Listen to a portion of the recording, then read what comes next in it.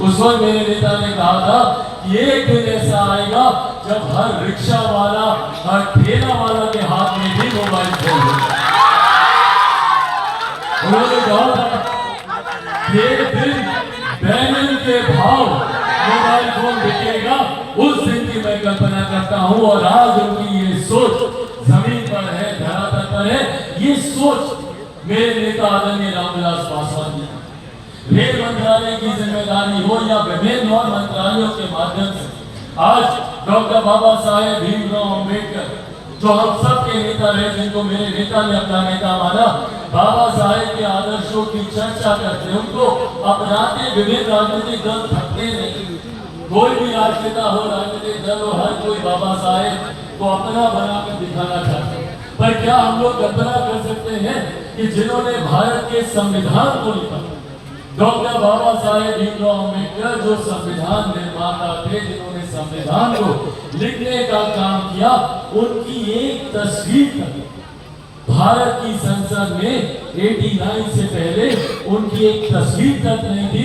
Doctor Baba Saheb Bhimrao Ambedkar ji का पहला तैलचित्र भारत की संसद में लगवाने का काम हमारे नेता आदरणीय रामविलास पासवान जी, वो उस वक्त श्रम एवं कल्याण मंत्री थे, वीपी सिंह जी की सरकार थी और वो श्रम एवं कल्याण मंत्री थे। उस वक्त न सिर्फ उनका तैलचित्र लगाने का काम किया, बल्कि आज जब हम लोग गर्व से बोलते हैं भारत रत्न डॉक्टर बाबा साहेब भीमराव अम्बेडकर, उनको भारत रत्न दिलवाने का काम हमारे नेता आदरणीय रामविलास पासवान जी ने किया।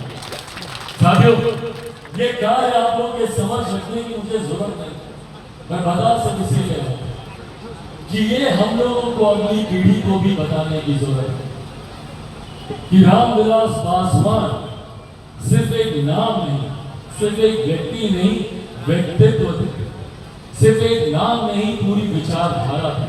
और उन्होंने अपना पूरा जीवन 50 साल से ज्यादा, 5 दशक से ज्यादा सक्रिय राजनीति को उन्होंने समर्पित करने का उन्होंने काम किया।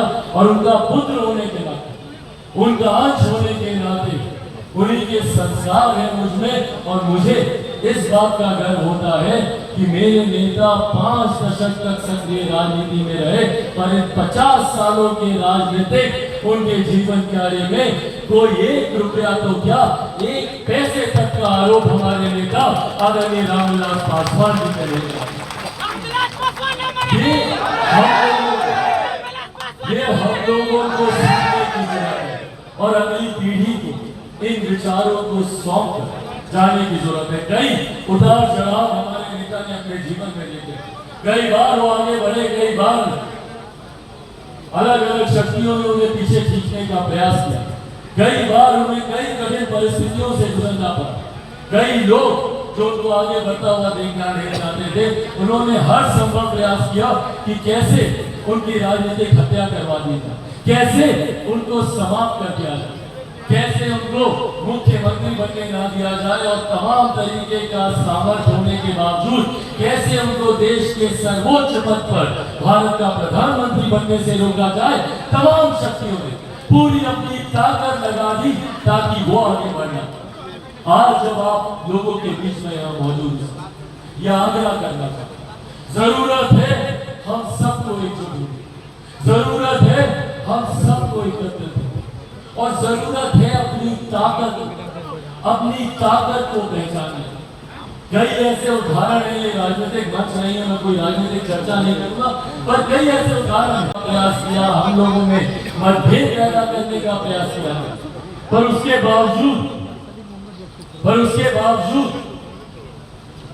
हमारे नेता आदरणीय रामविलास पासवान जी बिना डरे, बिना किसी भी बिना किसी परिस्थिति से विचलित हुए, वो निरंतरता अपने लक्ष्य पर आगे बढ़ रहे। आज जब वो नहीं है, उनके अधूरे कार्य, उनके अधूरे सपनों को पूरा करने का प्रयास कर रहे हैं। पर मैं जानता हूं कि अकेला चिराग पासवान कुछ नहीं कर सकता। आज जब मैं इस राह पर निकला हूं, कई ऐसी शक्तियां हैं भैया जो चिराग पासवान को भी समाप्त करना चाहते हैं, पर कैसे समाप्त करेंगे चिराग पासवान?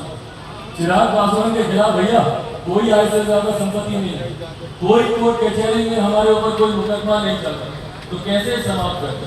तो बड़ी बड़ी शक्तियों ने षड्यंत्र रचा कि चिराग पासवान के परिवार को तोड़ दिया जाए, चिराग पासवान टूट जाएगा, नहीं टूटा। उसके बाद उन्होंने षड्यंत्र रचा कि इसके पार्टी को तोड़ दिया जाए, चिराग पासवान टूट जाएगा, तब पर भी नहीं टूटा। उसके बाद इन्होंने मुझे, मेरे परिवार को, मेरी माँ को, मेरी बूढ़ी नानी के साथ सोचा कि इसका सामान सड़क पर उठाकर फेंक दो, चिराग पासवान टूट जाएगा, नहीं टूटा चिराग पासवान। क्योंकि जो लोग सोचते हैं कि चिराग पासवान इन बातों से टूट जाएगा, वो लोग भूल जाते हैं कि चिराग पासवान शेर का बेटा है, रामविलास पासवान। मैं टूटने वाला हूँ, मैं झुकने वाला हूँ, और डरता तो भैया मैं किसी से नहीं हूँ। जितनी ताकत आजमानी है किसी को आजमा ले। मेरे नेता ने कभी समझौता नहीं किया, चिराग पासवान भी कभी समझौता नहीं करेगा। पर ये आग्रह आप लोगों से जरूर करूंगा, आग्रह जरूर करूंगा कि एक ईमानदार प्रयास करें अपने समाज को मुख्य धारा के साथ जोड़ने का। एक ईमानदार प्रयास कर रहा हूं इस क्षेत्र को, प्रदेश। भाई हम लोग का जब जन्म हुआ, हम लोग एक ही प्रदेश के वासी थे, संपूर्ण बिहार की जब हम लोग बात करते हैं, और आज भी जितनी यादें मेरी बिहार के जिलों की हैं, उतनी ही मेरी बचपन की यादें झारखंड के जिलों की हैं। और मैं नहीं मानता कि ये सीमाएं कोई दिलों में दूरियां पैदा करती हैं।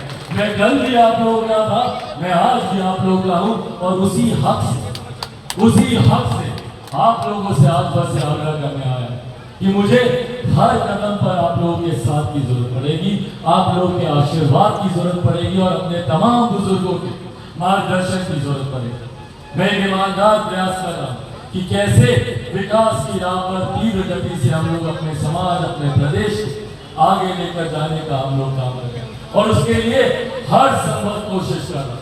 मेरे नेता आदरणीय रामविलास पासवान जी के द्वारा शुरू किए गए कई ऐसे अधूरे कार्य हैं जिनको पूरा करने का मैं प्रयास कर रहा हूँ। पर मैं पुनः दोहराता हूँ कि चिराग पासवान अकेला कुछ नहीं कर सकता। चिराग पासवान को जरूरत है तो आप सबके साथ ही, आप सबके आशीर्वाद को मिलेगा। आशीर्वाद दोनों हाथ उठा के आशीर्वाद है, शादी आशीर्वाद है ना, दोनों हाथ से। साथियों बस ये विश्वास आप लोगों को दिलाकर जाता हूँ कि आप लोग सिर्फ अपना साथ, अपना आशीर्वाद दें। ये विश्वास दिलाता हूं कि आप लोग एक कदम चलेंगे, चिराग पासवान आप लोगों के साथ 100 कदम चलने को तैयार है। ये विश्वास आप लोगों को दिलाता। और अंत में बस ये वादा, बस ये वादा आप लोगों से करके जा रहा हूं कि चिराग पासवान जब तक जिएगा, आप लोगों के लिए जिएगा, और चिराग पासवान जब मरेगा तो भी आप लोगों के लिए मरेगा, ये वादा। परफेक्शन IAS, UPSE और BPSC फाउंडेशन क्लासेस के लिए समर्पित संस्थान। यहाँ आपको UPSE selected and interview appeared faculties द्वारा गाइड किया जाता है। Separate batches for Hindi and English medium. 65वीं और 64वीं BPSC एग्जाम में 69 और 107 रिजल्ट्स एवं 66वीं BPSC एग्जाम में 131 रिजल्ट्स हासिल किया है परफेक्शन IAS टीम ने। परफेक्शन IAS, कुमार टार, बोरिंग रोड, पटना। आज आप लोगों के बीच आना, जहाँ एक तरफ मेरे लिए एक घर का लम्हा भी है, वही मेरे लिए एक भावुक क्षण भी है। इससे पहले कई ऐसी यादें हैं गढ़वा से जुड़ी हुई, पलामू से जुड़ी हुई, जहाँ मैं अपने पिता के साथ आया करता था। आज एक घर का लम्हा इसलिए है क्योंकि उनकी प्रतिमा का अनावरण करने आया है। पर ये कभी सोचा नहीं था कि एक दिन ऐसा भी आएगा जब खुद मुझे उनकी प्रतिमा का अनावरण करना पड़ेगा, जिनके साथ उंगली थामकर यहाँ पर आता था। बचपन से जिन्होंने मुझे इस क्षेत्र के बारे में, आप लोगों से जिन्होंने परिचय कराया, मुझे याद है शुरू के दौर की बातें अक्सर पापा बताते थे, कैसे वो साइकिल पर ही पूरा क्षेत्र घूम जाया करते थे। बल्कि यही गढ़वा की उन्होंने एक बात उन्होंने बताई, कोई कार्यक्रम था, उस कार्यक्रम के बाद यहीं पर सब लोग यहाँ पर खटिया डालकर यहीं पर सब लोग खुले आसमान के नीचे सोए। ये तमाम बात उन्हीं से सीखी, उन्हीं से जानी। उन्होंने ही आप सबसे मेरा वो परिचय कराया, और आज जब वो हम लोग के बीच नहीं है, आप लोगों ने सही मायनों में मेरे परिवार का सदस्य बनकर मेरे पिता तुल्य बनकर, मेरे चाचा चाची भाई बहन बनकर आप लोगों ने मेरे पिता के जाने के बाद मेरा सहारा बने, मुझे अपना आशीर्वाद दिया, मुझे अपना प्यार दिया। और इसके लिए मैं धन्यवाद नहीं अपने परिवार के लोगों को धन्यवाद नहीं कर सकता, पर हकीकत है पिछले 2-3 साल व्यक्तिगत तौर पर भी मेरे लिए बहुत कठिन रहे। मैंने, मेरी पार्टी ने, मेरे परिवार ने कई उतार चढ़ाव देखे। एक ऐसा समय, एक ऐसा दौर देखा जहाँ अपनों ने ही हम लोगों को धोखा देने का काम किया, पर जब अपनों ने अपने आशीर्वाद का हाथ मेरे सर से हटाया तो उस वक्त आप सब सामने आए मेरे परिवार के सदस्य बनकर, और ना सिर्फ आशीर्वाद का हाथ मेरे सर पर रखा बल्कि मेरा हाथ पकड़कर, जैसे मेरे पिता मेरा हाथ पकड़कर मुझे हर कदम राह से आगे लेकर जाते थे, ऐसे ही आप लोगों ने मेरा हाथ पकड़कर मुझे आगे लेकर आने का आप लोगों ने काम किया। मेरे नेता, मेरे पिता आदरणीय रामविलास पासवान जी जब तक जीवित थे, उन्होंने हर संभव प्रयास किया कि कैसे अपने समाज को, अपने प्रदेश को, अपने देश को विकास की राह पर तीव्र गति से आगे लेकर जिस मंत्रालय का उनको कार्यभार मिला, हर मंत्रालय के माध्यम से उन्होंने ये प्रयास किया कि कैसे जन कल्याण से जुड़ी हुई योजनाओं को धरातल पर उतारा जाए। आज जब हम लोग वीर बाबा चौहरमल की प्रतिमा के अनावरण के लिए यहाँ पर आए हैं, आज जब हम लोग उनके आदर्शों को, उनके सिद्धांतों को अपने जीवन में अपनाने की कसम यहाँ पर खाते हैं, तो वही वीर बाबा चौहरमल के सिद्धांतों पर चलते हैं, उनके विचारों से सीखते हुए उन्होंने हर वो संभव प्रयास किया जहाँ पे समाज में एकता, भाईचारे के साथ साथ ये समाज कैसे मुख्य धारा के साथ जुड़े, कैसे हमारा क्षेत्र, हमारा प्रदेश मुख्य धारा के साथ जुड़े, उन्होंने वो हर संभव प्रयास किया। आज मुझे गर्व होता है भैया, जब मैं अपने युवा साथियों के हाथ में, अपने बुजुर्गों के हाथ में, महिलाओं के हाथ में जब ये मोबाइल फोन देखता हूँ, मुझे याद है जब मेरे नेता, मेरे पिता संचार मंत्री थे, उस वक्त नया मोबाइल फोन को लाने की चर्चा हो रही थी। हम बात कर रहे हैं 2000 की, 1999-98 की, उस वक्त ये सब चर्चा हो रही थी। और वो एक ऐसा दौर था जब गिने चुने जो अमीर लोग हैं सिर्फ उन्हीं के हाथ में मोबाइल फोन होता था। उस वक्त मेरे नेता ने ये कसम खाई थी और उन्होंने कहा विपक्ष के